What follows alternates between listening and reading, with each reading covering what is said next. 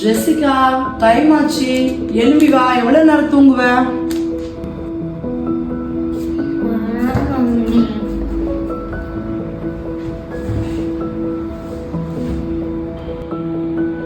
Jessica, Jessica, இப்பதான் நான் உன்னை எழுப்பினேன், திரும்ப இங்க வந்து தூங்கிட்டு இருக்க. ஜெசிகா,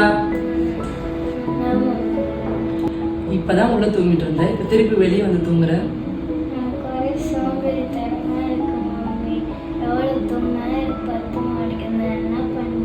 அப்படியா? எவ்வளவு தூங்கினாலும் பத்தாதவங்களும் ஆண்டவருக்கு பிடிக்காது. அவங்க பேர் சோம்பேறின்னு அர்த்தம்.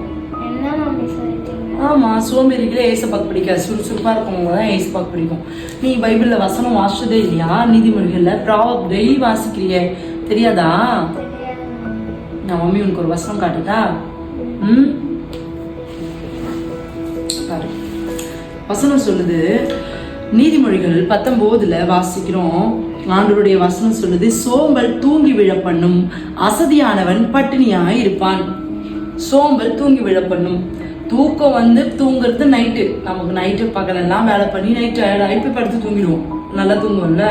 ஆனா பகல்லையும் தூங்கிட்டே இருந்தோம்னா அவங்க பேரு வசனத்துல பைபிள் என்ன சொல்லுதுன்னா சோம்பேறி அப்படின்னு சொல்லுது. அப்போ சோம்பேறியா இருக்கிறவன் வேலைக்கு போக மாட்டானா, வேலை செய்ய மாட்டானா, சம்பாதிக்க முடியாது. சம்பாதிக்கலன்னா பணம் இல்லைன்னா எப்படி சாப்பாடு வரும்?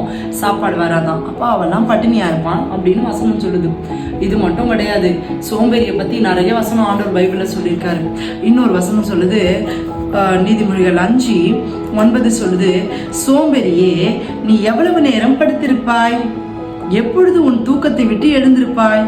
இன்னும் கொஞ்சம் தூங்கட்டும், இன்னும் கொஞ்சம் உறங்கட்டும், இன்னும் கொஞ்சம் கை முடக்கி நித்திரை செய்யட்டும் என்பாயோ? உன் தரித்திரம் வழிபோக்கனை போலவும் உன் வறுமை ஆயுதம் அணிந்தவனை போலவும் வரும். பாத்தீங்களா வசனம் என்ன சொல்லுதுன்னு? வேலைக்கு போகாதவனுக்கு வறுமையும் சாப்பாடு கிடைக்காத ஒரு நெருக்கமான ஒரு சூழ்நிலை வந்து அவமானமும் நிந்தையும் வருமா. தூக்கம் முக்கியம்தான். நம்ம டயர்டா இருந்தா நைட்ல படுத்து தூங்குறோம்.